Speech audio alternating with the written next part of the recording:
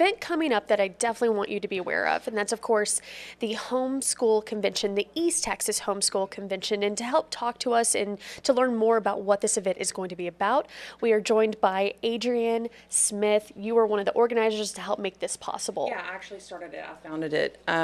I really wanted to bring the rural communities together.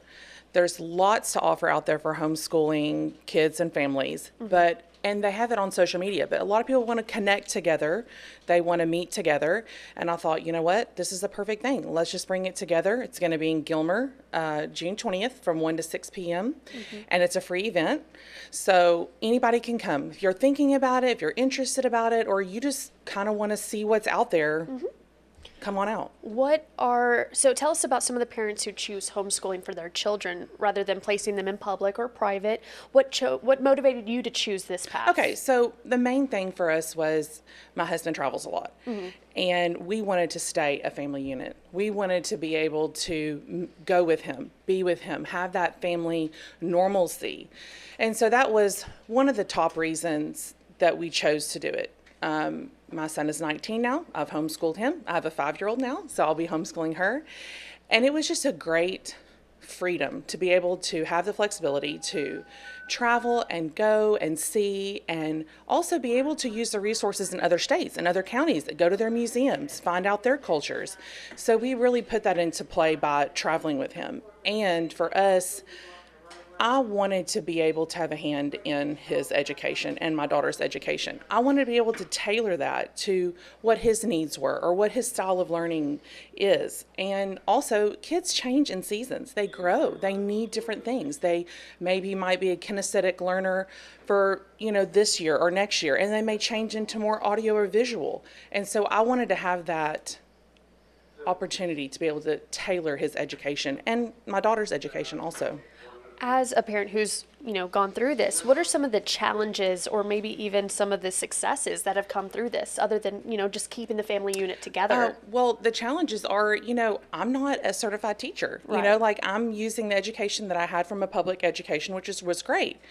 But it is challenging. There are times where you're like, oh, I don't know if I can do this subject or this, topic. And then that's where the community comes into play. You're able to reach out to those people in your community that are homeschooling and say, hey, who can do this? Who can help me with this subject, or help me with this extracurricular activity, or a Spanish class? And so that's part of the reason that I created East Texas Homeschool Convention. I wanted people to be able to see, hey, these little rural communities, these small counties, they have a lot to offer. We have 28 vendors that signed up. I started this just a few months ago, and I cannot believe how much people have really just come out of the woodwork and said, hey, I want to do this. What can I do? How can I sign up? And they're still asking me, and we only have just a couple weeks away.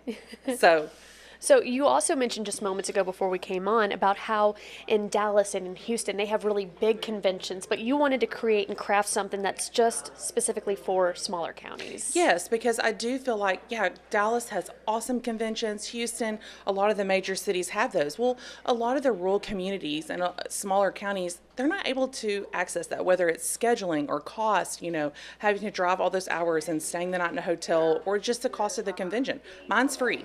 Right now it's free this year. So that makes a huge difference, being able to allow those people that may not be in that same bracket to go to Dallas or Houston or fly here or there.